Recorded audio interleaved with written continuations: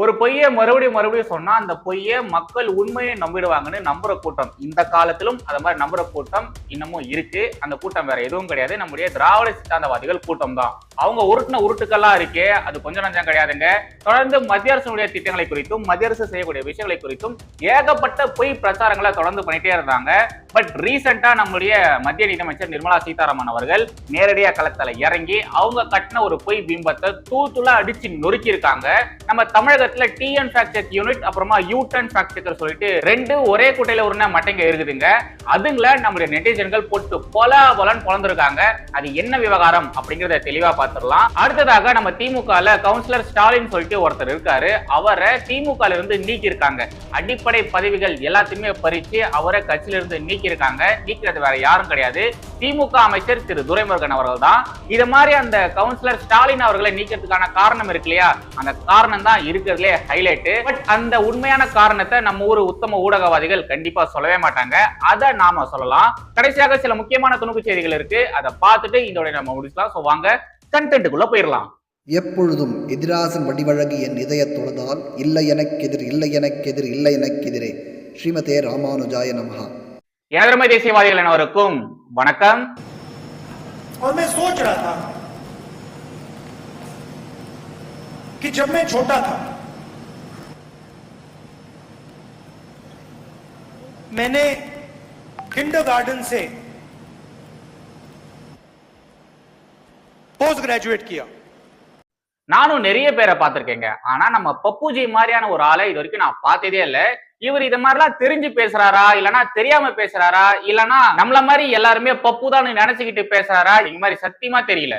அதாவது நம்முடைய பப்புஜி அவர்கள் என்ன சொல்றாருன்னா, இவரு சின்ன வயசுல இருக்கும்போது கிண்டர் கார்டன்ல படிக்கும் போது பிஜி பண்ணாராமா, அதாவது இந்த போஸ்ட் கிராஜுவேஷன் முடிச்சாராமா. ஐ திங்க் இவரும் நம்முடைய நேரு அவர்கள் மாதிரியே படிச்சிருப்பார் போல. ஆனா தாங்க நம்முடைய சுப்பிரமணிய சுவாமி அவர்கள் எப்பவுமே சொல்லுவார் இல்லையா, காசு கொடுத்து டிகிரி வாங்கினாருன்னுட்டு. அப்படி இந்த லட்சணத்துல இருக்கக்கூடிய நம்முடைய பப்புஜி அவர்கள் தான் இந்த நாட்டினுடைய எதிர்கட்சி தலைவரா இருக்காரு. இந்த காலக்கொடுமைன்னு சொல்லுவாங்க பாருங்க, அது இதுதான். தகுதியே இல்லாத, நிர்வாக திறமையே இல்லாத, அரசியலே பண்ண தெரியாத நபரை தூக்கின்னு போயிட்டு எதிர்கட்சி தலைவர்னு ஒரு அந்தஸ்துல உட்கார வச்சீங்கன்னா நம்ம என்னங்க எதிர்பார்க்க முடியும்? இப்படிதான் இருப்பாங்க. நம்ம பப்புஜி அவர்கள் இது மாதிரி பேசினதுக்கு அப்புறமா ஏகப்பட்ட மீம்ஸ்கள் பறந்துட்டே இருக்கு. இந்தியா முழுவதும் ஏகப்பட்ட பேர் பல மீம்ஸ்களை போட்டு தள்ளுறாங்க. ஒரே ஒரு மீம் மட்டும் உங்களுக்காக போற, தயவு செய்து பாருங்களேன். तो वो कह रही कि आप मम्मी का ध्यान नहीं रखते हो. मैंने खट्टी टॉफी खाई है. पहले मैं पूछ रही हूँ आपको मम्मी का ध्यान क्यों नहीं रखते हो आप? मैं कुछ भी कर सकता हूँ. क्या कर सकते हो बताओ? मैं बता सकता हूँ. मेरे चाचा ना எப்படி தரமா எடிட் பண்ணிருக்காங்கல்ல. நம்முடைய பப்புஜி அவர்கள் எப்பெல்லாம் வெளிநாட்டுக்கு போறாரோ அப்போல்லாம் இந்தியாவிற்கு எதிராக தான் பேசிட்டு திரிவாரு. ஆனா இந்தியால இருக்கும்போது இந்தியால வேற வேற இடத்துக்கு போய் இவர் பேசும்பொழுது இத மாதிரிதான் காமெடி பண்ணிட்டு சுத்துவாரு. என்ன பேசுறோம், எங்க இருக்கோம், என்ன பண்றோம், இதை எதுவுமே புரிஞ்சிக்காம எந்த ஒரு புரிதலும் இல்லாம இப்படிதான் வளரிட்டு இருப்பாரு. இதுல இவரு இந்த நாட்டினுடைய பிரதமரா ஆகணும் அப்படிங்கிற ஒரு ஆசையில வேற இருக்காரு. பப்புஜி அவர்களுடைய இந்த ஜென்மம் இருக்கு இல்லையா, இந்த ஜென்மம் மட்டும் கிடையாதுங்க, இன்னும் 7 ஜென்மம் எடுத்தாலும் அந்த ஆசையானது நிறைவேறாது. அதுக்கான வாய்ப்பே நம்முடைய பப்புஜிக்கு கிடையாது. ரைட், நாம இன்னைக்கான கண்டென்ட்டுக்குள்ள வந்துடலாம். தமிழக பாஜக தலைவர் திரு அண்ணாமலை அவர்கள் பாரத பிரதமர் திரு நரேந்திர மோடி அவர்களுக்கு 30ஆம் தேதி ஒரு லெட்டர் ஒன்று எழுதியிருந்தாரு.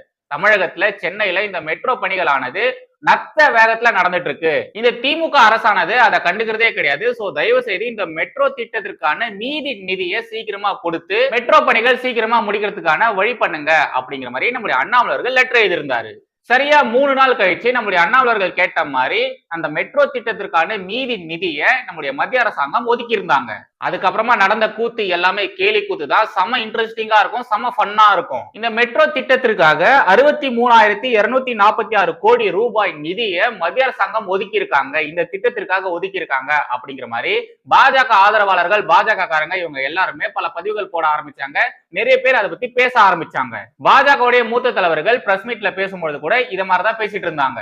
இதெல்லாம் பார்த்து மூக்கு வேர்த்து போன useless TN fact check unit இருக்கு இல்லையா, அவங்க என்ன பண்ணிருந்தாங்கன்னா இத பாருங்க, சென்னை மெட்ரோவிற்கு ரூபாய் 63,246 கோடி நிதி அளித்ததாக பொய்.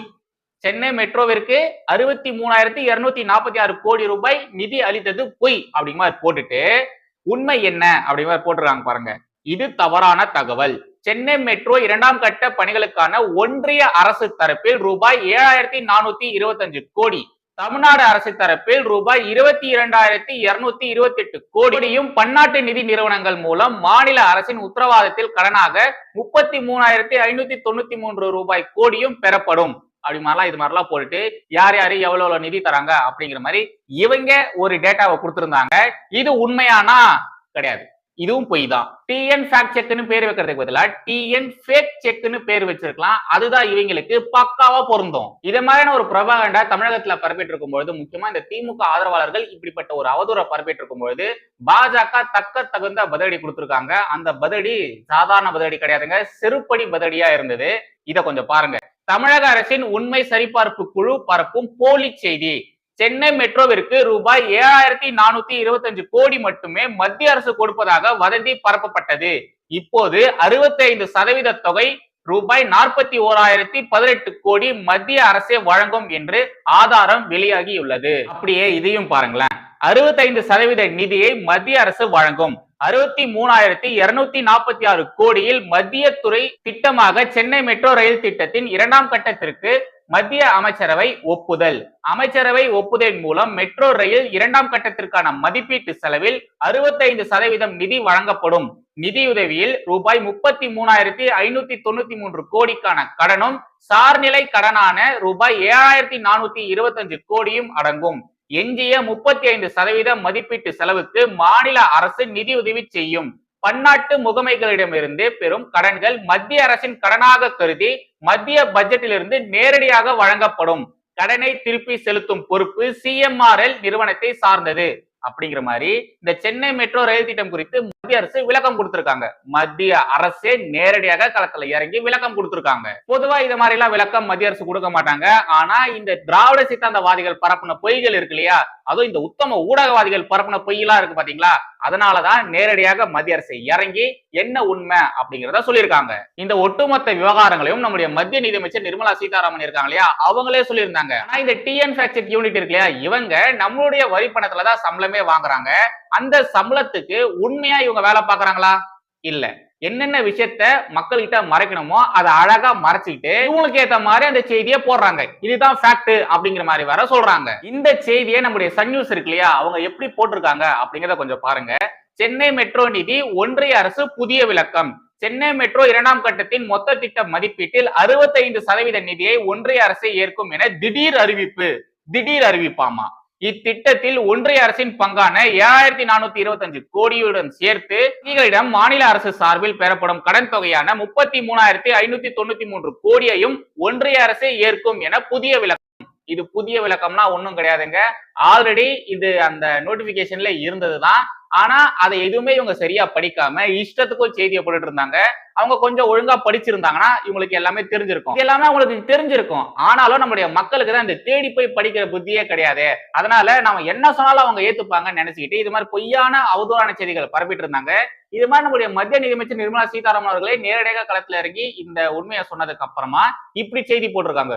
திடீர் அறிவிப்பு, திடீர் விளக்கம் அப்படிங்கிற மாதிரி புதுசா போட்டிருக்காங்க.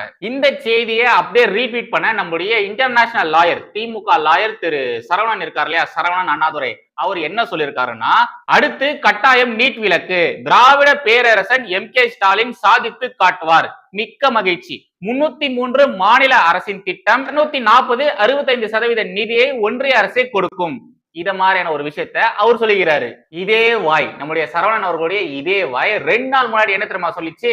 என்னது, பாரத பிரதமர் ரூபாய் 63,246 கோடி நிதி கொடுத்தாரா? எப்போ? நேற்று இரவு உங்கள் கனவிலா? ஒன்றிய அரசின் பங்கான 7,250 கோடி பங்கை இவ்வளவு நாள் தராமல் இழுத்தடித்து விட்டு வேறு வழியே இல்லாததால் கொடுத்திருக்கிறார்கள், பாவம் சங்கிகள் அப்படிங்கிற மாதிரி நம்முடைய சரவணன் அவர்கள் தான் 2 நாள் முன்னாடி சொல்லியிருந்தாரு. ஆனா இவரு இப்ப என்ன சொல்றாரு? எப்படிலாம் உருட்டுறாரு?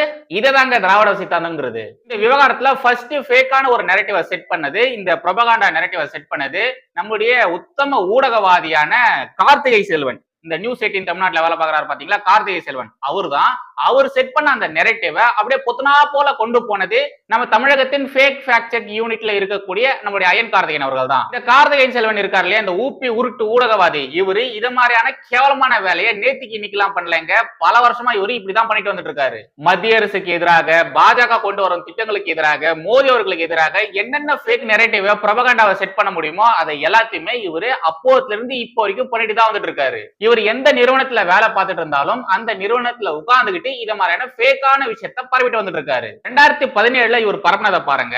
பொங்கல் விழாவை பொது விடுமுறை பட்டியலிருந்து மத்திய அரசு நீக்கியுள்ளது. 2017 நம்முடைய கார்த்திகை செல்வன் அவர்கள் பரப்புன ஃபேக் நியூஸ் தான் இந்த நியூஸ். ஆக்சுவலா அந்த காலகட்டத்துல இந்த பொது விடுமுறை பட்டியல்ல பொங்கல் விழாவே கிடையாது. பொங்கல் விழா இவ்வளவு வருஷமா இல்லவே இல்ல.